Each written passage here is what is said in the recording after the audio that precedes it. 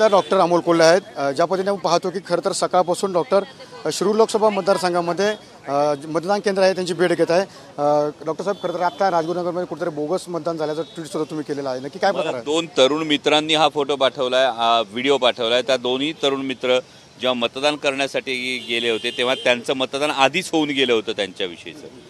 हा व्हिडिओ त्या मुलांनीच मला पाठवलेला आहे आणि या संदर्भामध्ये सुद्धा रीतसर तक्रार ही दाखल करावी लागणार आहे। कारण या पद्धतीनं ज्या तरुणाईला आपलं भवितव्य घडवण्यासाठी, ज्या तरुणाईला देशाचं भवितव्य घडवण्यासाठी मतदान करायचं आहे, त्यांचं मतदान अशा पद्धतीनं बोगस पद्धतीनं जर होऊन गेलं असेल तर या संदर्भातले कन्सर्न्स हे खरंच मोठे आहेत आणि या पद्धतीचा रडीचा डाव पराभव दिसायला लागल्यामुळे हे समोरचे महायुतीच्या कडून हा प्रकार होताना हे स्पष्टपणे समोर येते।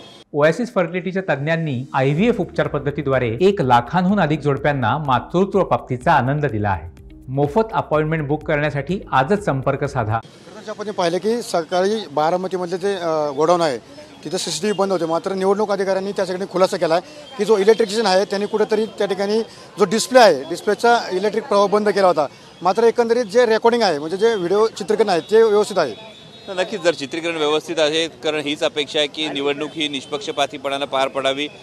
मायबाप मतदारांनी जे बहुमोल मतदान केलेलं आहे ते जिथे मतदान केले तीच जागा तिथे असावी आणि यासाठी हा कन्सर्न रेज केला होता। जर या पद्धतीचं CCTV मग डिस्प्ले अचानक का बंद झाला होता याचंही स्पष्टीकरण खरं तर अधिकाऱ्यांनी देणं गरजेचं आहे। खरं तुम्ही दिवसभर सकाळपासून फिरताय, अनेक ठिकाणी मतदान केंद्रावर जात आहे, एकंदरीत कसं वाटतं तुम्हाला? 100% मायबाप मतदारच सांगतायत, मायबाप मतदार गेल्यानंतर सांगतायत रामकृष्ण हरी, याच्यामध्ये समजून घ्यायचं आहे।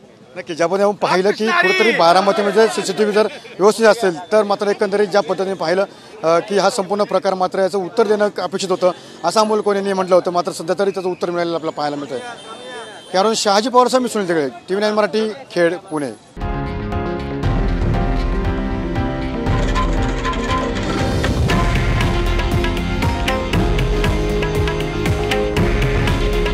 हे आहे देशातील नंबर 1 न्यूज नेटवर्क आणि आपण पाहत आहात TV9 मराठी। काळजी तुमची, हित महाराष्ट्राचं।